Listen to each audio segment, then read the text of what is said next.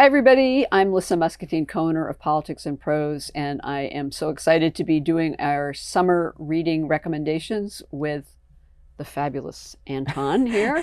We're so glad you're tuning in because we have some fun books to recommend for the summer. Yeah, and I'm Anton. I'm the head book buyer at Politics and Prose. So I just want to start with summer reading. What is that? Yeah, like, what is it? Yeah, what is it? It's a book you read in the summer, you know. But people have different notions of what they want. For me, right now, it's nothing political. Yeah, I just do not want to have to read anything political, especially living in Washington. What about you? I'm actually I'm weird in that way that my summer reading is usually something very big and nonfiction. That's what I take to like our trip this summer, and we have a couple of big boys here to recommend to you if you have somebody like me in your family who likes to just have one book last them all summer or just the whole trip. So we have the new Rick Atkinson, The Fate of the Day, the American Revolutionary War, and then this giant tome, the biography of Mark Twain by Ron Chernow. So be prepared to spend some time with these. And what's sort of on your summer? Yeah, no, slate? I had this crazy thing this summer, maybe it's not crazy, where I just without intention gravitated to books that have complicated family dynamics going on. So families, generational sagas, cultural sagas, love triangles and all that stuff. So one of them is Like Mother by Susan Rieger. This is about 3 generations of a family that has a lot of dysfunction in it. Washingtonians will like it because one of the protagonists is a woman who is the executive editor of a major Washington newspaper, daily, the Washington Globe. Of course, don't draw too many conclusions from that. And then her daughter, who is another protagonist, is a journalist. So it has a lot of interesting dynamics for people here in DC. Excellent. What is this one? Oh, the next one is Sanjina Sathian. Okay, so this book, Goddess Complexes, this is her second book. Mm-hmm. Her first book I really like, called Gold Diggers. They're not perfect, they're interesting, they're complex. She's a very bold writer. She takes on incredibly difficult subjects.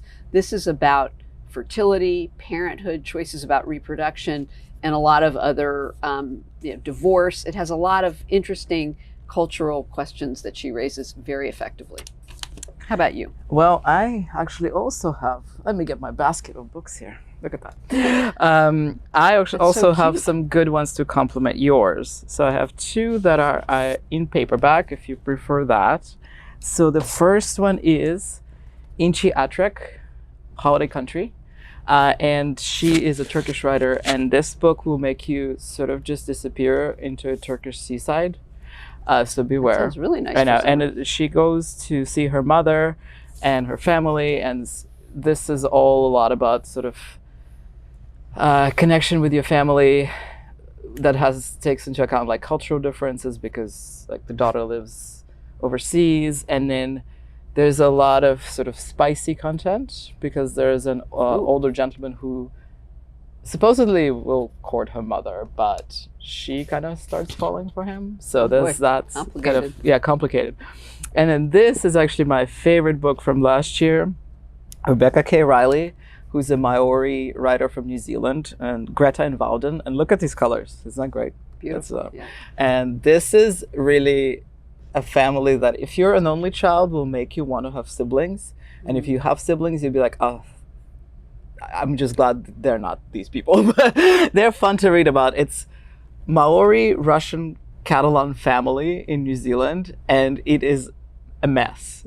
But it's a very funny mess. It's a very sort of there are some sort of serious subjects within, like Maori people in New Zealand, etc. Tourism, really, but it's so much fun also. So I cannot be like more positive about this book. This is excellent. Can I just say an interjection that you should always read whatever Anton recommends, because Anton has read more and is the most literate person at Politics and Prose. So whatever Anton recommends, I highly recommend by extension.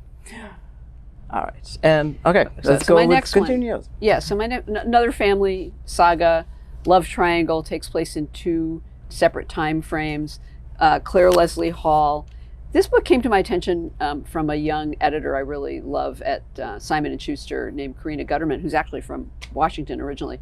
And she asked me to read this book. And it's just a great summer book. Mm-hmm. It's got enough complexity. It's got enough emotion in it in different ways. It's very poignant. It comes up with a lot of difficult questions about sort of the expectations that are placed on women in terms of how to fulfill their lives. So it's become a big deal. Reese Witherspoon's going to make a movie, but you should still read it. And you have nonfiction. Oh, I do. I have a couple nonfiction. This book. Okay, this I'm doing because it's summer. This is this got a lot of attention. Careless People by Sarah Wynne Williams. It's about the leadership at Facebook, and it's a harsh, scathing critique of Mark Zuckerberg and Sheryl Sandberg and others. Mm-hmm. And it's a great read. It's like the gossipiest tale of Facebook you could possibly want. Really fun to read. I do think it's flawed, and I do think there are questions about the author's own role in some of this that go unanswered, and there's been some criticism of her, so I just put that caveat in. But if you just want an enjoyable gossipy read about Facebook, this is for you. And your other nonfiction. Yeah, I have another nonfiction. Way to bury the lead. Yeah, this is burying the lead because this is what I've been reading mostly lately is books about puppies, because Brad and I just adopted 2 puppies. Mm-hmm. And so of all of the many books I have now read about puppies, I highly recommend Puppy Brain by Carrie Nichols. And isn't that that's a cute cover, right? It's so cute. Anyway, what I like about it is she's a great evangelist for positive reinforcement training of dogs. Mm-hmm. And she explains why really well. And it's just an honest kind of candid book about how we should treat dogs as the sentient creatures that they are, and not project ourselves onto them. So maybe next year the puppies. Yeah, we'll have the puppy. Yeah, I would have. They're very small right now. So they're small and they're very cute. Be very chaotic. Somebody. Be chaotic, but very cute. Yeah. Well, I have 2 really good summer reads for you here. The first one is Harriet Tubman Live in Concert by Bob the Drag Queen. I'm always of the opinion that you can be a celebrity and not write a book, but this is so good. This is genuinely such a good book. It's basically, the premise is, due to some unexplained event, some historical figures appear in the present, and Harriet Tubman is one of them.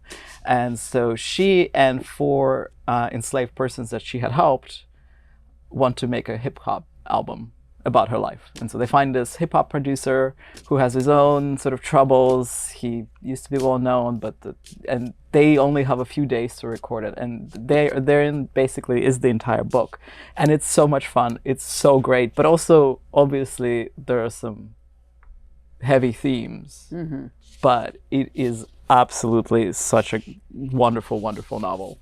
So that makes me realize why I could never write fiction. Like, who comes up with ideas like that, right? It's just so out there and yet so brilliant. Okay. Speaking of ideas that are out there, here's my pick for the summer. Okay. Katie Falk's Sky Daddy. Okay, hear me out. This is about a woman who is sexually attracted to planes. Not pilots, planes. Okay. So this is a book not to read on a plane, because her other idea is she's going to marry a plane by dying in a plane crash. So it sounds silly and unhinged, but it is less silly than you think it is. So if you ever read Convenience Store Woman and liked it, this is sort of the closest you can come to that. It's basically a woman who's just trying to live her own life. Mm-hmm. And maybe she has some strange ideas about things, but it's so good. Relationships are great in here, friendships, and the character is so good. And honestly, it is so worth your time.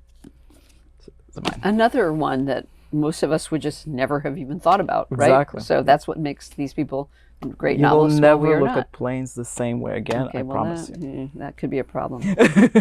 Okay, what else have I got? I have a couple upcoming books. Yeah, what are you excited Fonseca, about? I think I've just been reading. By Jessica Francis Kane. I loved Rules for Visiting, which was, I think, her last novel. She's written a couple of novels. She's just really smart, and she gets into the sort of nuance of relationships and friendships. But in this case, she takes what's an actual story of the British writer Penelope Fitzgerald, who went to Mexico in 1952 with her little son because she had been given some sort of hint that there was these relatives there who were going to bequeath their inheritance on her and her family, which was needed it. So she goes with her son, and then all these chaotic, crazy things happen. And Jessica Francis Kane has fictionalized this, but with great nuance and subtlety. She's a really good writer. And when is this coming out? Oh, I think it's coming out in August. August. All right. So you have August. a couple of months. All right. And what's the other couple should be? This one I really do recommend, and I've had the chance to put it on your list right now. Yeah. I may drop all of these. There we go.